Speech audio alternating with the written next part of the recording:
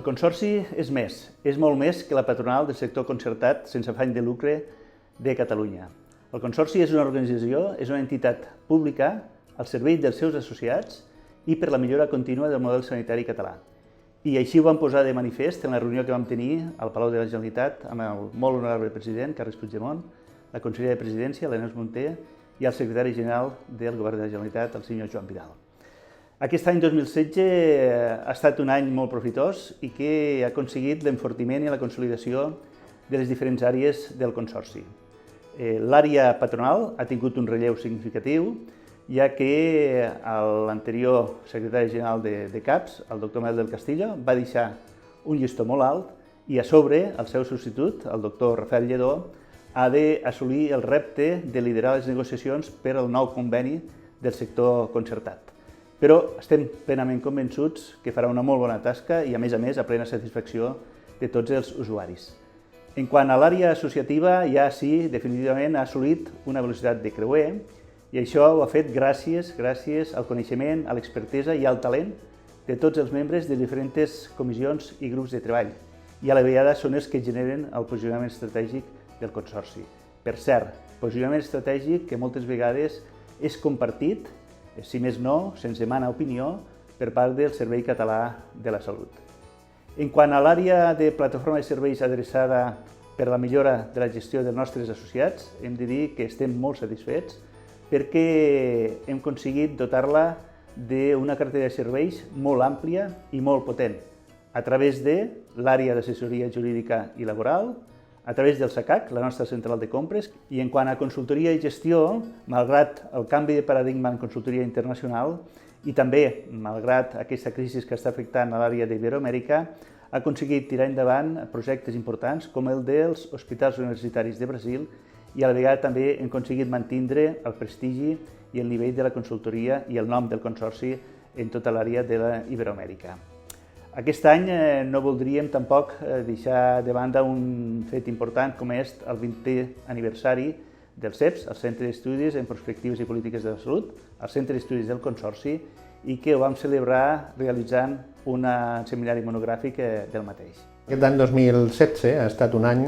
de consolidació i de nous projectes a nivell de l'àrea associativa del Consorci de Salut i Social de Catalunya. Nosaltres entenem que el model sanitari i social català, en el qual sempre hem estat contribuint a fer una reflexió i un avanç i grups de treball per poder discutir de quina manera podem millorar-lo, hem de completar-lo amb una visió també que inclogui l'atenció comunitària i que inclogui també un canvi i una certa humanització del sistema sanitari. De manera que el que hem fet aquest any 2016 és treballar tot el que veníem treballat fins ara, però l'hem completat en dir, escolta, de quina manera podem també reforçar l'àmbit de salut pública i l'àmbit d'atenció comunitària. Van realitzar una gran jornada en comunicació amb el ComSalut durant aquest 2016 per començar ja a treballar abans de la provisió del servei sanitari o social i també estem treballant, ja van començar el 2015, hem consolidat el 2016, tot un programa d'atenció centrada en la persona que en l'àmbit social està intentant fer una cosa important, que és el canvi en la manera que tractem a l'usuari en aquest tipus de servei. Amb un repte important, i és que aquest model d'atenció centrada en la persona el poguéssim també estendre al sistema sanitari. En el dia a dia de les comissions han estat 26 grups de treball,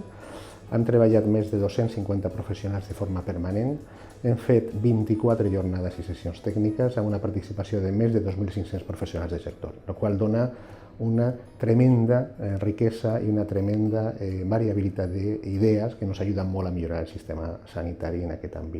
àmbit associatiu.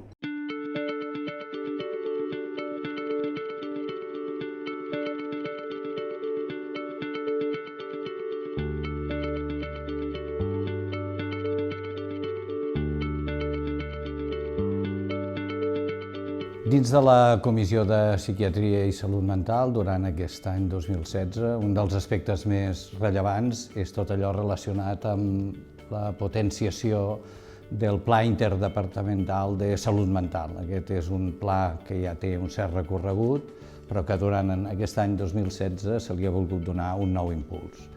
Un altre aspecte que també podríem considerar rellevant és tota l'anàlisi i tot el treball que s'està fent amb el nou sistema de pagament, És evident que això modificarà la forma en la qual les institucions ens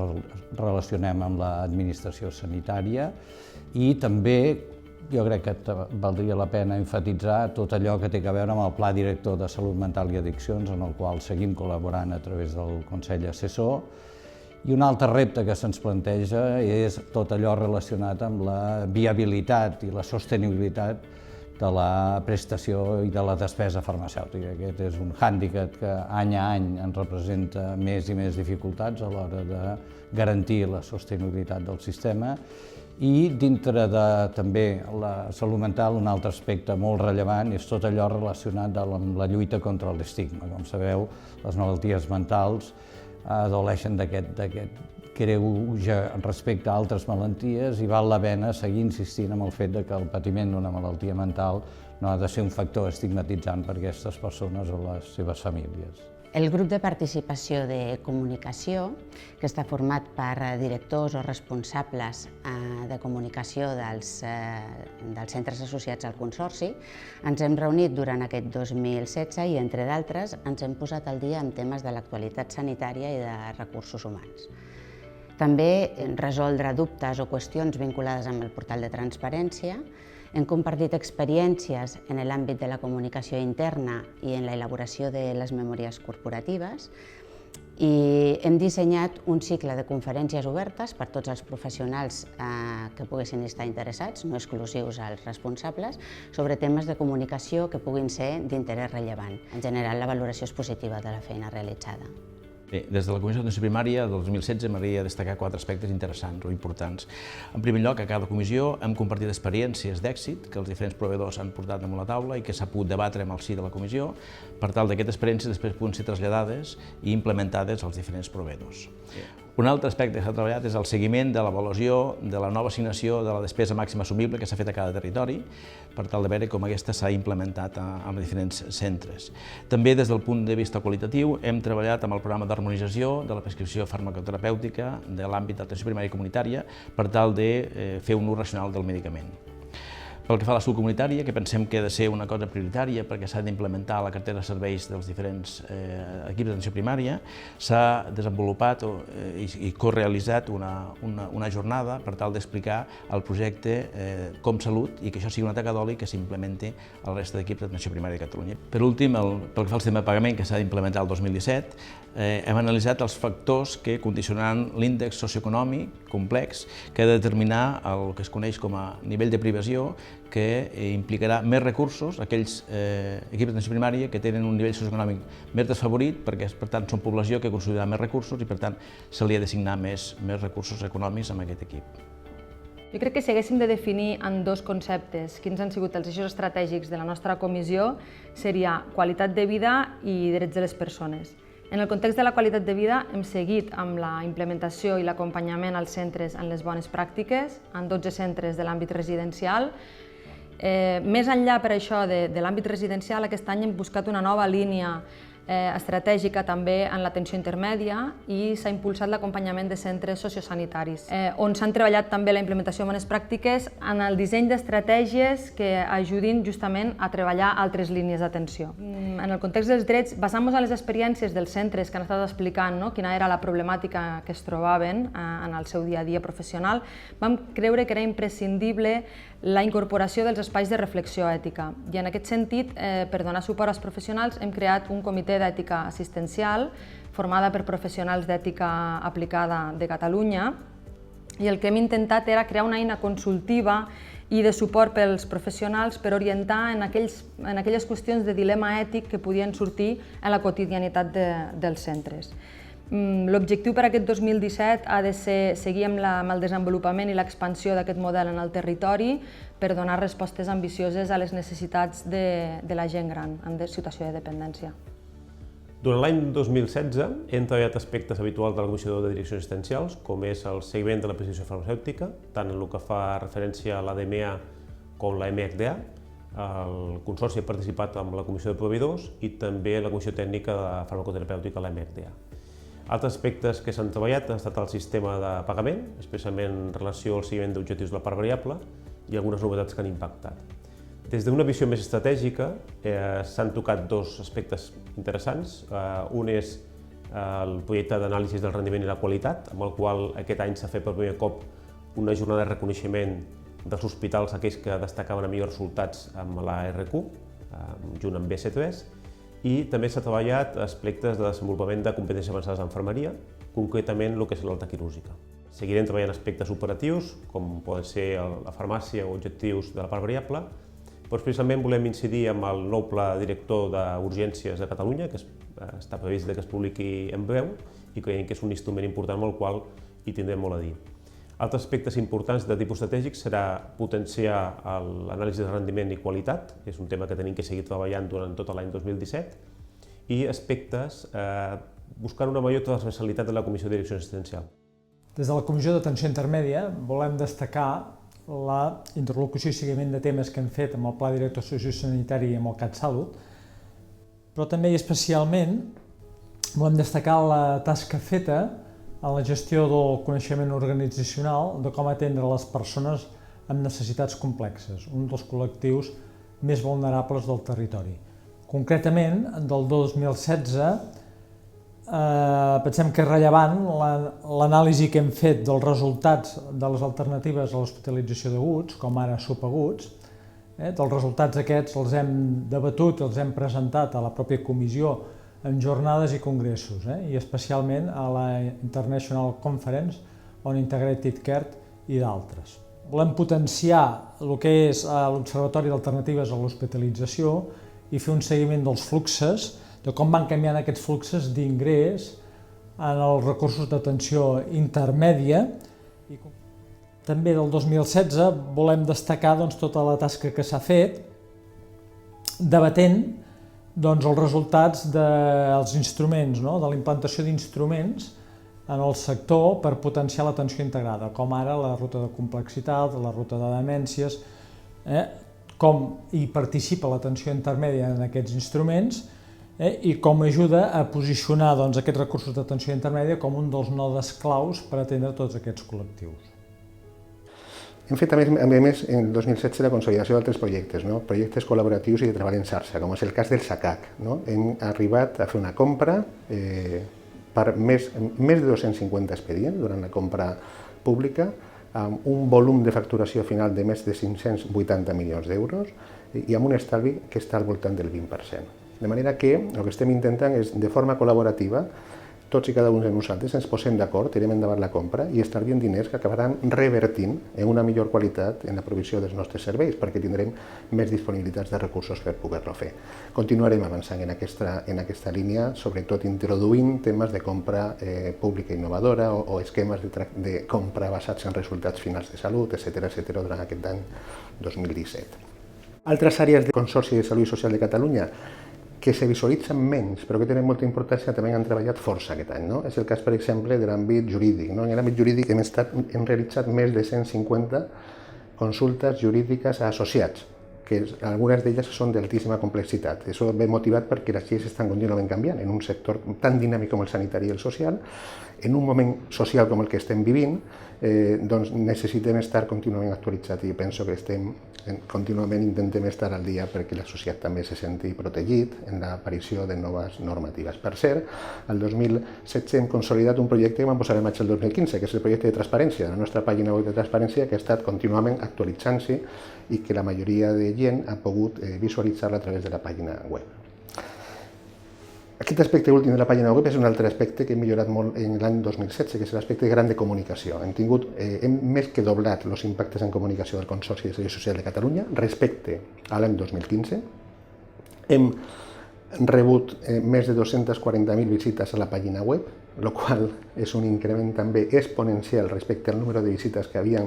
rebut l'any 2015. I a més hem millorat i ens mantenim en aquest moment líders en el sector de l'agrupació de serveis o d'entitats sanitàries i socials en LinkedIn i en altres xarxes socials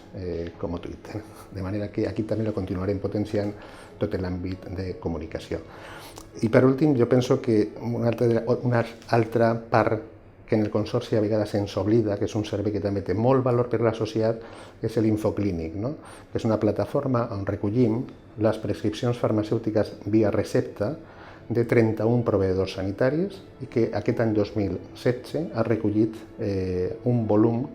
global de més de 21 milions de receptes que s'han realitzat en aquest sector sanitari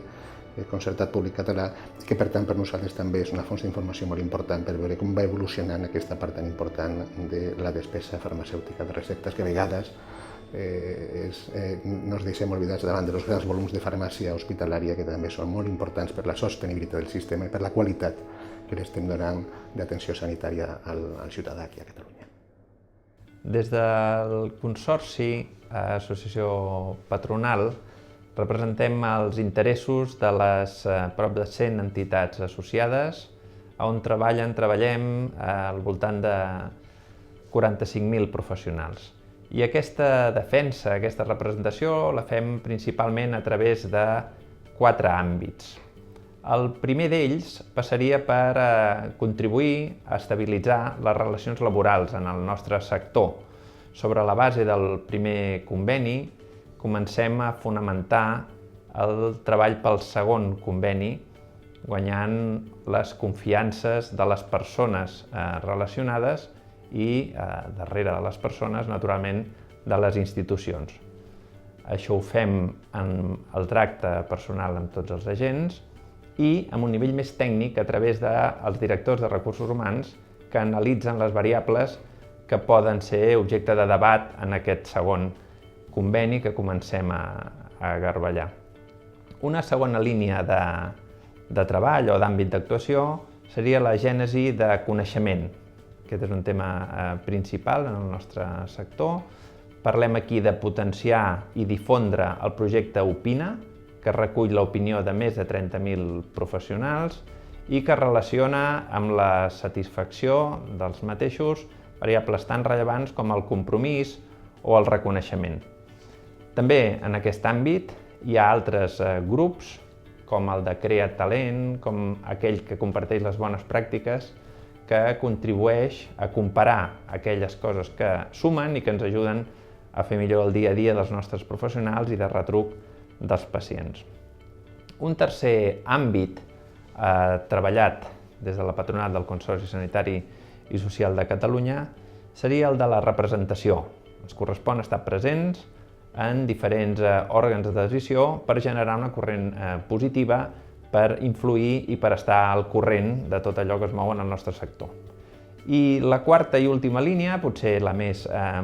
operativa en el dia a dia, és la provisió de serveis als nostres associats. Això passa per fer un seguiment informatiu i de defensa dels diferents conflictes sectorials oberts i també de resoldre les consultes, que són aproximadament 1.000 cada any, per qualsevol canal que ens permeti comunicar, ja sigui el mail, el telèfon, el butlletí, les reunions tècniques, etc. En definitiva, i tot plegat, per procurar representar i equilibrar els interessos econòmics, socials i professionals dels nostres professionals sanitaris, amb la il·lusió que això contribueixi a prestar una millor atenció sanitària als pacients del territori. Per tant, aquest any 2016 jo diria que ha estat un any profitós i que ha enfortit totes les àrees del Consorci i que a la vegada això s'ha d'acabar plasmant amb la consecució d'una cadira permanent i pròpia al Consell de Direcció del Servei Català de la Salut.